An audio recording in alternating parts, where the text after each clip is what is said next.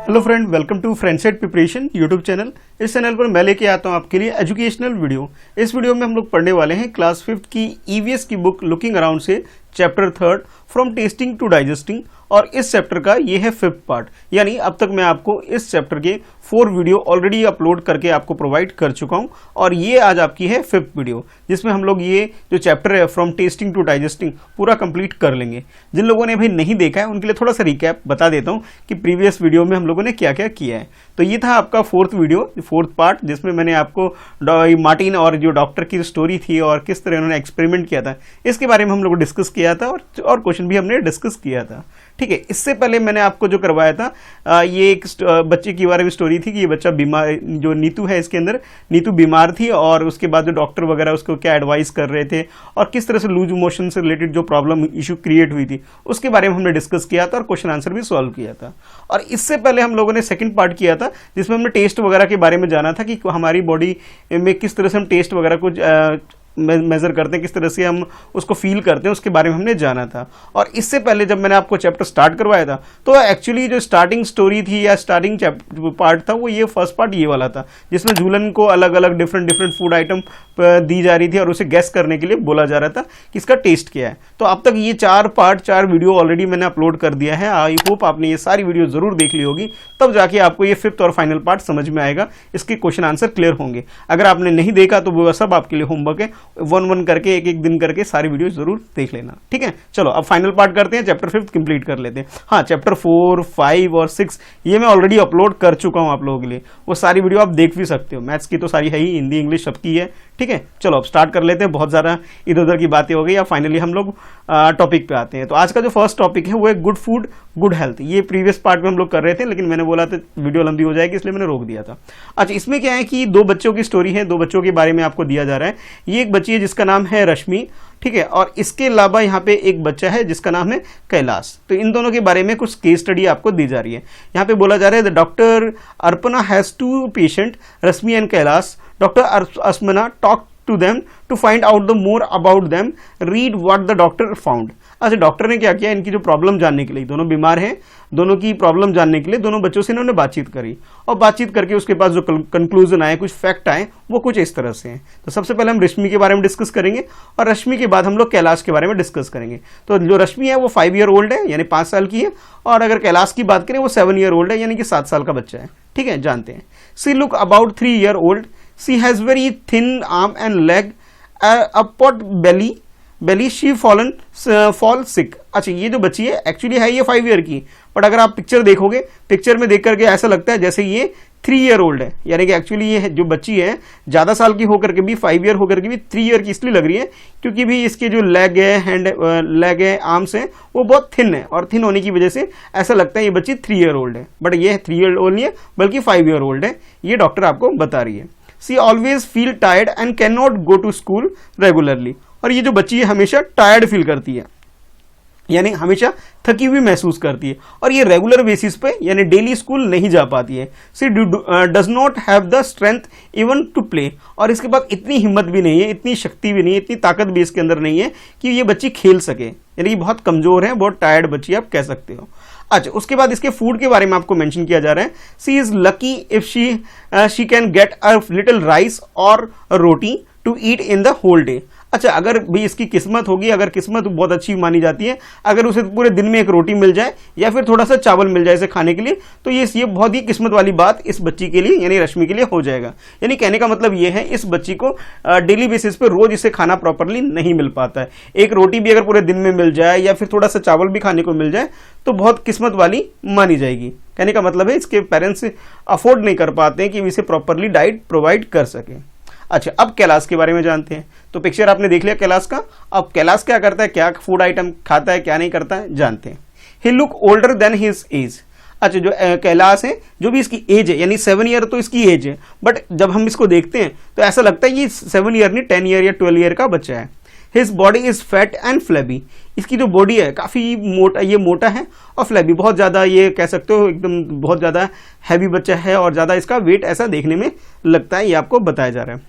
He has pain in his leg, और इसकी जो लेग है हमेशा इसके लेग में पेन होता है, इसके पैरों में पेन होता है। वो इसलिए क्योंकि इसका बॉडी वेट जो है कुछ ज़्यादा है, और जिसकी वजह से ये जिसका इसकी लेग है इसे होल्ड नहीं कर पाते, और हो सकता है इसके पैरों में इस तरह की पेन होने लग जाती हो क्योंकि इसका वेट ज़्यादा है। ठीक है, तो इसलिए बोला जा रहा है he is not very active, he goes to school by bus and spend many hour watching television. अच्छा, ये बच्चा करता क्या है, स्कूल भी जाता है तो बाय बस जाता है, यानी ना वॉक करता ना साइकिलिंग करता है।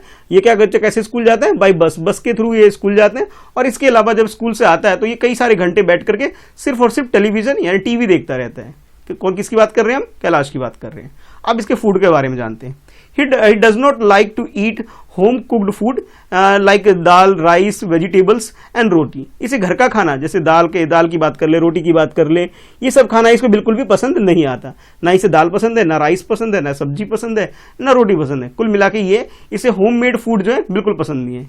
The only things he find tasty are chips, burger, pizza and soft drink from the market. और इसे जो चीज़ें पसंद आती है वो मार्केट वाली चीज़ें पसंद आती है, जिसमें आपको बताया जा रहा है कि चिप्स, बर्गर, पिज़्ज़ा और ये सॉफ्ट ड्रिंक्स, कोल्ड ड्रिंक वगैरह, ये सारी चीज़ें से पसंद आती है। कहने का मतलब है ये घर का खाना तो खाता नहीं है, सिर्फ और सिर्फ बाहर का खाना खाता है, और जिसकी वजह से कंडीशन इसकी ये हो रखी है। जब तो इसके लेग वगैरह में काफ़ी पेन रहता है क्योंकि ये अपनी बॉडी का ही वेट नहीं कैरी कर पाता है। देखो, एक बच्ची ऐसी है जिसे फूड नहीं मिल रहा, और एक ऐसे जो घर का खाना खाता ही नहीं चाहता, हमेशा मार्केट यानी बाहर का खाना खाता है।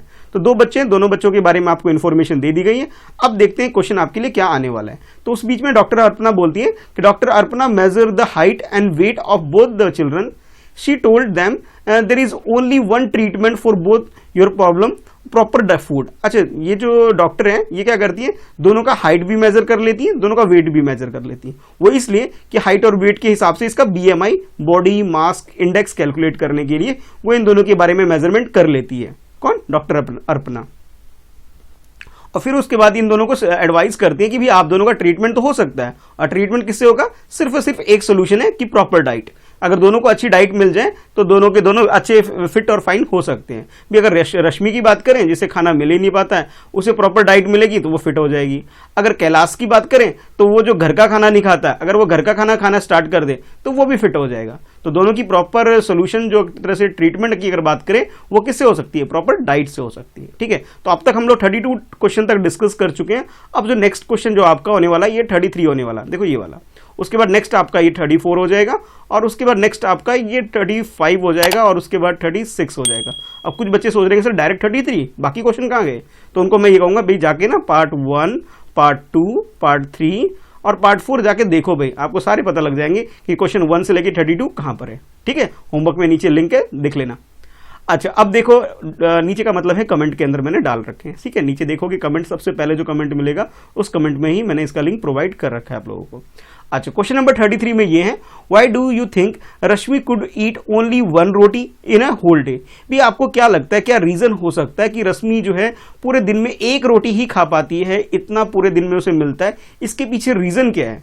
It means in this question you have to write the correct reason why Rashmi is not getting proper food और सिर्फ 1 रोटी ही मिलती है, ऐसा क्यों होता है इसके साथ। ठीक है, तो इसका आंसर हम लोग लिख सकते हैं कुछ इस तरह से, यानी आंसर नंबर 33 आप लोग इस तरह से लिख सकते हो कि Rashmi could belongs to a poor family. जो रश्मि है वो एक पुअर फैमिली, एक गरीब परिवार से बिलोंग करती है। She could not afford to buy food, भी इतनी हिम्मत नहीं, इतनी अमीर लोग तो है नहीं, तो इसलिए ये लोग फूड परचेज ही नहीं कर पाते, यानी इतने गरीब हैं कि अफोर्ड नहीं कर पाते कि भी दिन में 2 टाइम या 3 टाइम खाना मिल सके। इसलिए से भाई ये खाना प्रॉपर नहीं मिलता, प्रॉपर डाइट नहीं मिलती, और जिस वजह से ये बच्ची कमजोर हो गई है, टायर्ड फील करती है और रेगुलर बेसिस पे स्कूल नहीं जा पाती है। ठीक है, तो आप आंसर लिख सकते हो, Rashmi could belongs to poor family, she could not afford to buy food. वो अफोर्ड ही नहीं कर सकती, खरीद ही नहीं सकती खाने पीने का, क्योंकि इनके पास पैसे ही नहीं है, इस वजह से ये प्रॉब्लम फेस कर रहे हैं। ठीक है, अच्छा, उसके बाद यानी 33 के बाद नेक्स्ट देखो 34th question, do you think Kailash would like games and sports? अच्छा, आपसे ही पूछा जा रहा है ये जो कैलाश है, क्या इसको कोई गेम वेम खेलना या स्पोर्ट्स में पार्टिसिपेट करना या खेलना, इनको क्या इसको पसंद होगा? देखो अब इसका जो स्ट्रक्चर देखो, बॉडी स्ट्रक्चर देख के तो लगता नहीं है कभी खेलता होगा, तो आप कहोगे नो, बिल्कुल नहीं, क्योंकि ये तो सिर्फ टेलीविजन देखना, टीवी देखना इसे पसंद है ना। तो हम इसका आंसर कुछ इस तरह लिख सकते हैं, 34 का answer no, Kailash does not like sports and games. भाई ना वो स्पोर्ट्स पसंद करता, ना किसी गेम में पार्टिसिपेट करता होगा। His body reflect that he is not interested in any physical activity. इसकी बॉडी ही रिफ्लेक्ट कर रही है कि ये किसी भी तरह की फिजिकल एक्टिविटी यानी कि रनिंग करना या फिर कुछ गेम को खेलना इसको बिल्कुल भी पसंद नहीं है। कहने का मतलब ये एक्सरसाइज तो करता नहीं है और कोई गेम भी ऐसा नहीं खेलता जिसमें फिजिकल एक्टिविटी हो, क्रिकेट, फुटबॉल या कुछ और गेम नहीं खेलता। और ये चीजें कहाँ से पता लग रही है, इसकी बॉडी रिफ्लेक्ट कर रही है कि जो इतना फैट ये बच्चा हो रखा है, इतना मोटा बच्चा हो रखा है, वो इसकी वजह यही है। ठीक है, तो इस तरह से आप इसका आंसर लिख सकते हो बहुत आसानी से। ठीक है, चलो आप मूव कर लेते हैं नेक्स्ट क्वेश्चन नंबर 35 की ओर। What do you understand by proper diet. अब जो कॉन्सेप्ट है, जो डॉक्टर ने एडवाइस किया, डॉक्टर अर्पणा ने बोला इन दोनों बच्चों को अगर प्रॉपर डाइट दे देंगे तो दोनों बच्चे क्या हो जाएंगे, ठीक हो जाएंगे, फिट हो जाएंगे, प्रॉपर हो जाएंगे। लेकिन ये प्रॉपर डाइट है क्या चीज, ये तो बताओ। ये क्वेश्चन में आपसे पूछा गया। तो प्रॉपर डाइट का मतलब घर का खाना या फिर प्रॉपर डाइट का मतलब बाहर का खाना, या होता क्या है प्रॉपर डाइट, ये आपको बताना है। तो चलो इसका आंसर लिखते हैं 35 का।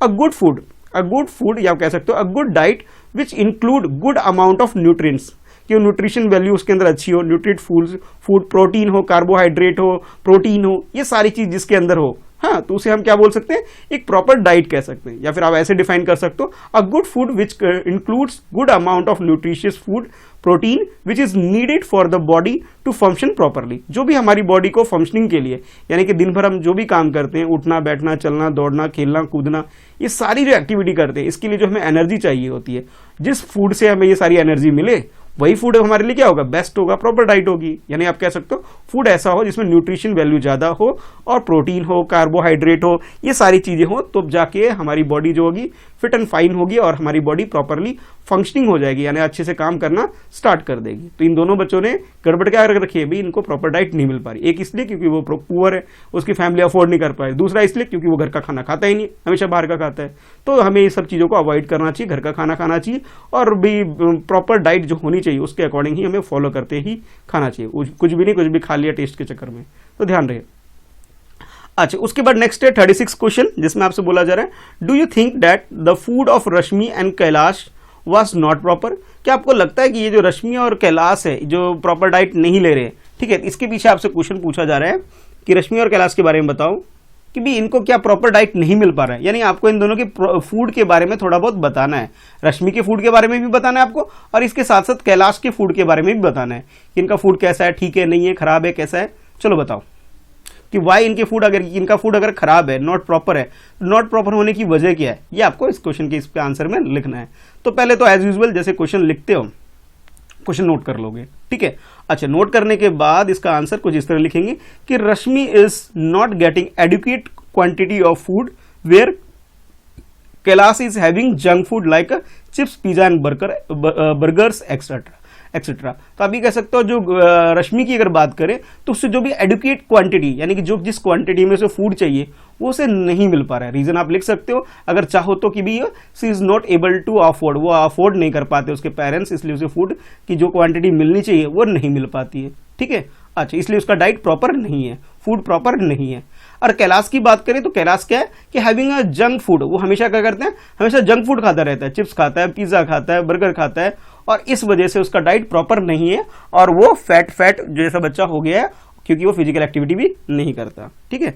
तो आप ये लिख सकते हो कि दोनों का फूड प्रॉपर नहीं है। रीजन क्या, आप लिख सकते हो फर्स्ट एडुकेट अमाउंट ऑफ या एडुकेट क्वांटिटी ऑफ फूड नहीं मिल रहा है, दूसरे का क्या है, सिर्फ और सिर्फ जंक फूड खाने लग रहा है, इस वजह से उसका फूड अच्छा नहीं है, ठीक है।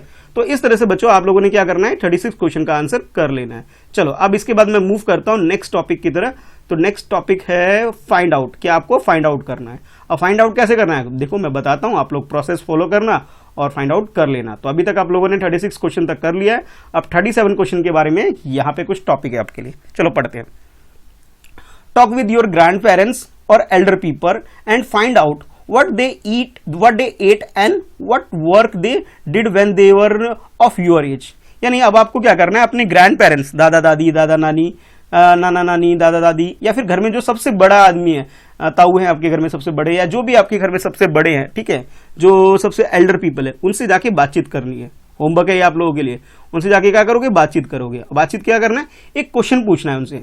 You have to find out, क्या फाइंड आउट करना है, सुनो ध्यान से।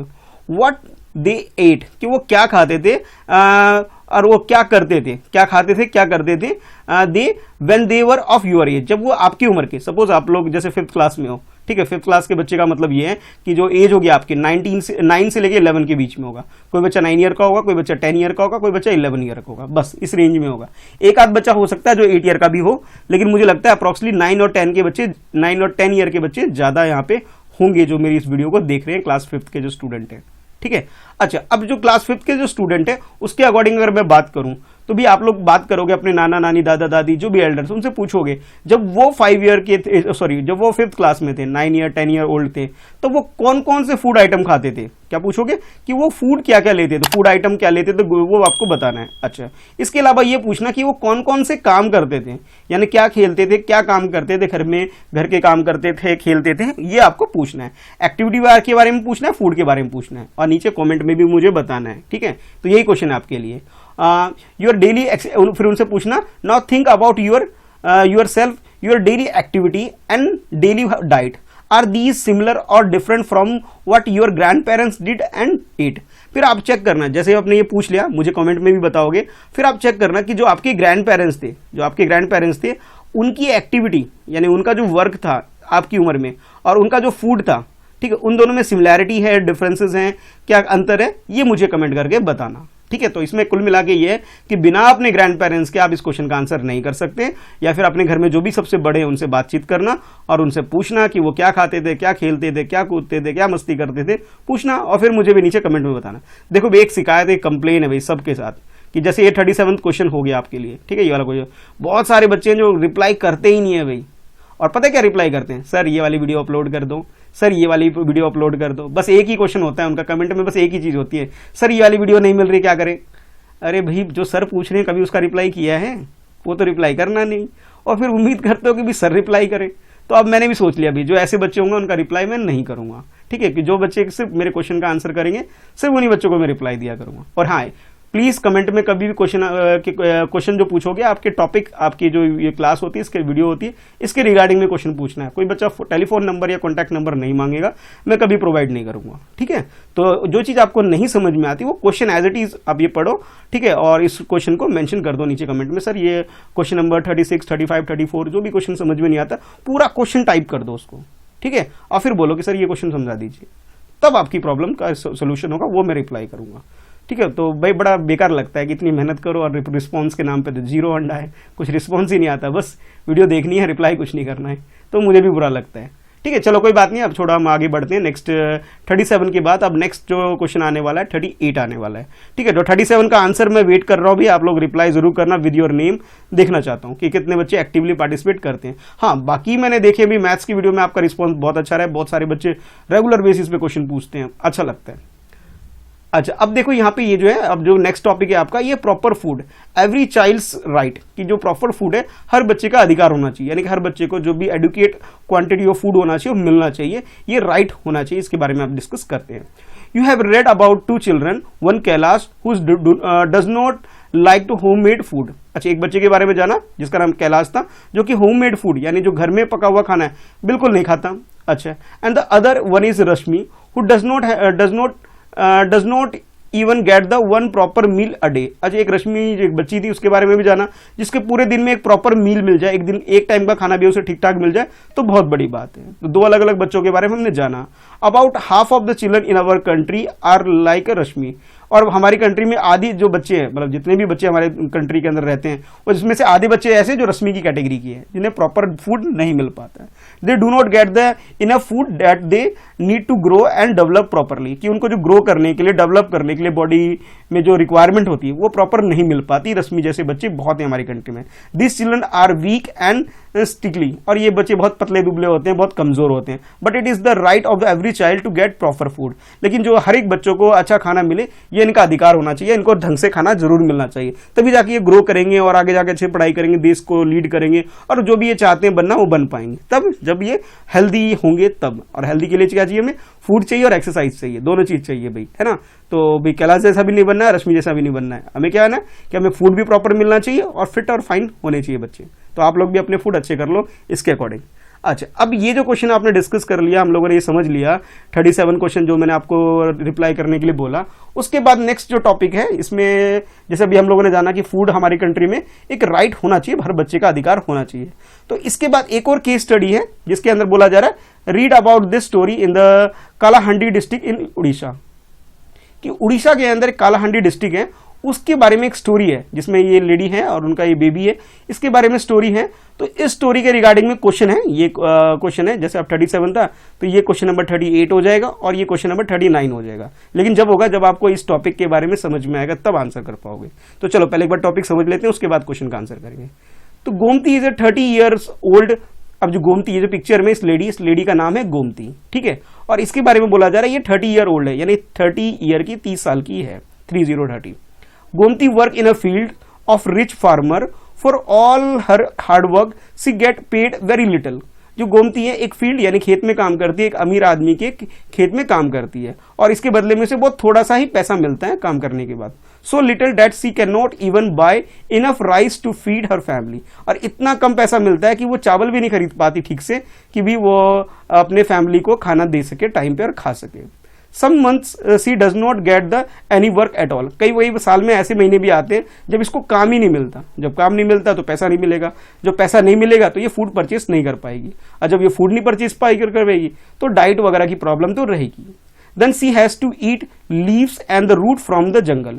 और जब काम ही नहीं होता, पैसा ही नहीं है, तब ये क्या करती है, पत्ते भी खाना पड़ जाता है इन्हें, और जो जड़ वगैरह है ये सब चीज़ों से खा के जिंदा रहना पड़ता है, जो कि जंगल से ये सब तोड़ ताड़ के ये खा लेती है। कहने का मतलब है बहुत ज़्यादा पुअर है, पैसे नहीं है और प्रॉपर डाइट इसे नहीं मिल पा रही है। Gomati's children are weak and hunger and always sick. जो गोमती के जो बच्चे हैं, यानी जो बेबी का जो पिक्चर दिया जा रहा है, ये हंगर की वजह से, भूख की वजह से बीमार रहते हैं, कमजोर रहते हैं, वीक रहते हैं और हमेशा भाई परेशान रहते हैं। क्यों? क्योंकि भाई प्रॉपर खाना नहीं मिल पाता, ये इनकी प्रॉब्लम हो रखी है अभी।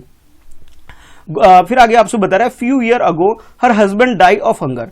और कुछ साल पहले के बारे में बोला जा रहा है कि इसके जो हस्बैंड थे, यानी इसका जो पति था, सिर्फ और सिर्फ हंगर की वजह से, भूख की वजह से मर गया। यानी कि जो खाना नहीं मिला और खाना ना मिलने की वजह से इनके हस्बैंड की डेथ हो गई। मतलब इतनी ज़्यादा हार्ड कंडीशन है हमारी कंट्री में, कुछ लोगों को खाना भी नहीं मिल पाता। Most rice grown in the Kalahandi district. और राइस के बारे में बोला जाता है सबसे ज़्यादा राइस कहाँ, उड़ीसा में ही होता है। लेकिन ये जो राइस होता है ये क्या होता है, भी अदर स्टेट में ये एक्सपोर्ट कर दिया जाता है। यानी आप कह सकते हो कि rice is even sent to the other state. यानी उड़ीसा के अंदर, यानी कि कालाहांडी डिस्ट्रिक्ट के अंदर जो भी चावल की खेती होती है, धान की खेती होती है, ये दूसरे स्टेट यानी कि उड़ीसा के बाद जैसे नॉर्थ इंडिया में आ गया, साउथ इंडिया में चला गया, कहीं और चला जाता है। यानी कि इनको खाने के लिए खुद को नहीं मिलता और ये बाहर चला जाता है चावल। Many times the rice that keep lying in the godown get spoiled. और कई बार ऐसा भी होता है जो गोडाउन वगैरह में जो राइस स्टोर करके रखा जाता है वो स्पॉइल्ड हो जाता है, खराब हो जाता है। मतलब खराब हो गया लेकिन जिनको जरूरत है उनको नहीं मिल पाता। देखो कितनी बुरी हालत हमारी देश में, हमारी कंट्री में हो रखी है। इसलिए आप लोगों को बोला जा रहा है कि प्रॉपरली आप स्टडी करो, अच्छे से पढ़ो। इस तरह की प्रॉब्लम को सॉल्व करना है फ्यूचर में तो आप लोगों को अच्छे से पढ़ना पड़ेगा, कॉन्सेप्ट को समझना पड़ेगा, इस तरह की प्रॉब्लम को समझना पड़ेगा और बाद में जाकर के इस तरह की प्रॉब्लम को डील करना पड़ेगा। और ऐसे लोगों को जिनको आपकी रिक्वायरमेंट, हेल्प की जरूरत है, तब जाके आप हेल्प कर पाओगे, बिना पढ़े लिखे तो नहीं कर पाओगे। ठीक है, इसलिए अच्छे से पढ़ाई करो पहले, उसके बाद हम लोग ये प्रॉब्लम सॉल्व कर पाएंगे। अच्छा, अब आगे सुनो। In the same Kalahandi there are many poor public like the Gomti. और इसी कालाहांडी की बात करें, इसके और भी इस तरह की बहुत सारी फैमिली है, बहुत सारे लोग ऐसे हैं जो कि गोमती के जैसे ही हैं, जिन्हें प्रॉपर डाइट नहीं मिल पाती है। ठीक है, तो अब आपके लिए छोटा सा क्वेश्चन ये है, why do people die of hunger in such a place. इस तरह के प्लेस में लोग हंगर, भूख की वजह से क्यों मरते हैं, ये आप बताओ। ये आपके लिए क्वेश्चन है। ठीक है, ये छोटा सा क्वेश्चन मैं आप लोगों के लिए छोड़ रहा हूं, आंसर करना, रिप्लाई करना। आज भाई देखता हूं कमेंट करते हो या नहीं करते हो, पता लगे मुझे। ठीक है, अच्छा अब आगे देखो, एक मिनट। इसके बाद जो नेक्स्ट है ये है आपके लिए क्वेश्चन नंबर 38 है। ठीक है, टॉपिक पढ़ लिया, समझ लिया। अब हम इसका आंसर राइटिंग करेंगे, तो पहले क्वेश्चन समझते हैं। तो क्वेश्चन ये, do you know any child who does not get enough to eat in the whole day, what are the reason for this. अब आप लोग बताइए कि आपके नजर में कोई ऐसा बच्चा है जिसे पूरे दिन में एक टाइम भी खाना नहीं मिल पाता और भूख की वजह से बेचारा परेशान रहता है। तो डेफिनेटली कोई ना कोई तो होगा, नो तो आंसर हो नहीं सकता। आंसर क्या होगा, यस ही होगा। कि they are poor family. Reason क्या हो सकता है? यस, आपने देखा होगा किसी न किसी को तो भूख की वजह से खाना नहीं मिल पाता है, बहुत गरीब लोगों को देखा होगा, तो आप लिख सकते हो yes they are poor family who can not afford for a proper meal. बहुत सारे लोग पुअर हैं, गरीब हैं, जो कि प्रॉपर मील यानी कि एक टाइम का जो प्रॉपर खाना होना चाहिए होता है उसे भी वो लोग प्रॉपर अफोर्ड नहीं कर पाते, खरीद नहीं पाते और अपने बच्चों को नहीं खिलवा पाते हैं। तो इस तरह की कंडीशन आपने जरूर देखी होगी, तो इस तरह से आप इसका आंसर लिख सकते हो। अच्छा, इसके बाद नेक्स्ट है 39 क्वेश्चन में आपसे पूछा जा रहा है, have you ever seen a godown where a lot of grains has been store where? क्या आपने कोई गोडाउन देखा है? गोडाउन यानी कि एक तरह से आप गोदाम देखा है आपने, जहां पे भी फूड आइटम यानी फूड ग्रेन का मतलब फूड ग्रेन से यहाँ पे कि अनाज वगैरह वहां जहाँ स्टोर किया जाता है, आपने देखा है? अगर देखा है तो कहाँ देखा है, ये आपको प्लेस भी मेंशन करना है। ठीक है, तो आई होप क्वेश्चन क्लियर हो गया होगा। तो इस क्वेश्चन का आंसर आप लिख सकते हो yes I have seen godown which store a lot of food grain. और कहाँ देखा है, तो इसके बारे में बोल सकते हो सर हमने मार्केट में देखा है। ठीक है, प्लेस के बारे में बोल सकते हो sir I have seen in Delhi, कि मैंने दिल्ली में देखा है, या जहां पे भी आपने देखा है उस प्लेस का नाम आप बता सकते हो इस क्वेश्चन के आंसर में कि yes I have seen godown in Jaipur, in Alwar, in Ahmedabad, जहां भी आपने देखा उस प्लेस का नाम बताना है। ठीक है, तो ये आप कर सकते हो, बहुत इजी क्वेश्चन है, आंसर दिया जा सकता है। अच्छा, उसके बाद नेक्स्ट 39 के बाद नेक्स्ट जो है आपके लिए ये कुछ टॉपिक है, पहले इसको समझते हैं। अब तक जो चैप्टर हमने पढ़ा कि फ्रॉम टेस्टिंग टू डाइजेस्टिंग, उसका एक कंक्लूजन टाइप का 2 क्वेश्चन और हैं जिसको हम समझेंगे और करेंगे। यानी कि अभी जो प्रीवियस क्वेश्चन था आपका, इस वाला क्वेश्चन यानी कि 39 था, 39 के बाद ये आपका हो जाएगा क्वेश्चन नंबर 40 और उसके बाद last question of the chapter 41। ठीक है, ये लास्ट क्वेश्चन होगा। चलो पढ़ लेते हैं क्या है question. Why can you not taste food properly when you have a cold? जब आपको कोल्ड होता है, फीवर होता है, बीमार होते हो, तो आप फूड को टेस्ट नहीं कर पाते हो। क्यों नहीं कर पाते हो भाई, बताओ इसका रीजन क्या है? तो जब भी आप बीमार पड़ते हो आप इस कंडीशन में नहीं होते हो कि आप किसी को स्मेल को या टेस्ट को चेक कर सको, और यही वजह है जिस वजह से आप फूड को टेस्ट नहीं कर पाते हो। अगर इसको आंसर में लिखना है हम इस तरह लिखेंगे, we are not in a good condition to sense, to smell और टू टेस्ट। जब हम बुरे कंडीशन, बुखार होता है, सिक होता है, कोल्ड होता है, तो जो हमारे जो बॉडी का जो फंक्शनिंग है वो ठीक ठाक नहीं हो पाता है। We are not in a good condition to sense, smell और taste, hence we can not taste food properly. और यही वजह है कि हम फूड को प्रॉपरली टेस्ट नहीं कर पाते हैं। ठीक है, तो इस तरह से आप आंसर लिख सकते हो, पहले क्वेश्चन लिखोगे उसके बाद आंसर लिख लोगे।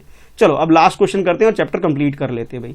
तो चैप्टर का लास्ट क्वेश्चन है, if we were to say that digestion begins in the mouth, अगर हम ये कहें कि हमारा जो डाइजेशन है वो कहां से स्टार्ट होता है, हमारे मुंह से स्टार्ट होता है, यानी पेट में डाइजेशन स्टार्ट नहीं होता, मुंह से ही स्टार्ट हो जाता है। How would you explain this? तो आप किस तरह से इसे एक्सप्लेन करोगे, चलो लिखकर बताओ। तो इसका आंसर आप लिख सकते हो कि भाई हमारा जो डाइजेशन अगर मुंह में स्टार्ट होता है, इसकी वजह क्या है, इसके पीछे अगर करेक्ट रीजन लिखना हो तो हम लोग लिख सकते हैं, वी नो दैट स्लाइबा, ठीक है, जो हमारी बॉडी के अंदर, मुंह के अंदर जो स्लाइबा होता है, या सेलिवरी ग्लैंड्स की अगर हम बात करें कि we know that the salivary glands is in the mouth, हमारे मुंह में होता है। Saliva contain digestive enzymes, that enzymes helps to breaking food. हमारी बॉडी के अंदर जो ग्लैंड है, सेलिवरी ग्लैंड है, और उसके अंदर जो एक लिक्विड टाइप का जो स्लाइबा होता है, वो हमारे फूड को क्या करता है, जो हमारे एंजाइम को क्या करता है, ब्रेक करता है। यानी कि जो भी हम फूड आइटम बड़े बड़े खाते हैं उसे वो ब्रेक करता है, तोड़ता है। और जब ये टूट जाता है तो उसके बाद क्या होता है कि जो हमारा मुंह है, ठीक है, जो मुंह है वहीं से डाइजेशन स्टार्ट हो जाता है। This enzyme help in breaking food, और यही एंजाइम क्या करते हैं कि जो हमारे फूड होते हैं उसको ब्रेक करते हैं, उसे तोड़ते हैं।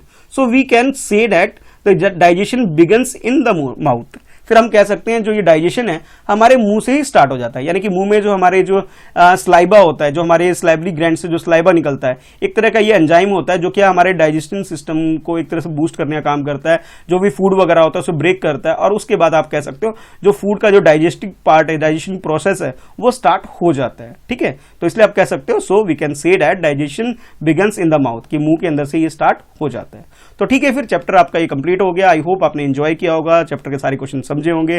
जो भी चीज़ें नहीं समझ में आती नीचे कमेंट में हमेशा लिख सकते हो। और हाँ, अब इसके बाद जैसे आपने ये चैप्टर कंप्लीट कर लिया, ठीक है, ये फ्रॉम टेस्टिंग टू डाइजेस्टिंग जो 5th पार्ट था अच्छे से कंप्लीट कर लिया भाई, तो अच्छे से आपको समझ में आ गया होगा, मैं उम्मीद करता हूँ। फिर भी कोई प्रॉब्लम है तो आप बता सकते हो। और हाँ, जो मैंने आपको बोला है कि 1st, 2nd, 3rd वो पार्ट, ये आपको होमवर्क में ये सारे के सारी वीडियो ये ज़रूर देखना है आपको, ठीक है, तब जाके आपको कॉन्सेप्ट अच्छे से समझ में आएगा। अदरवाइज थोड़ा समझना आपके लिए भी थोड़ा डिफिकल्ट हो जाएगा।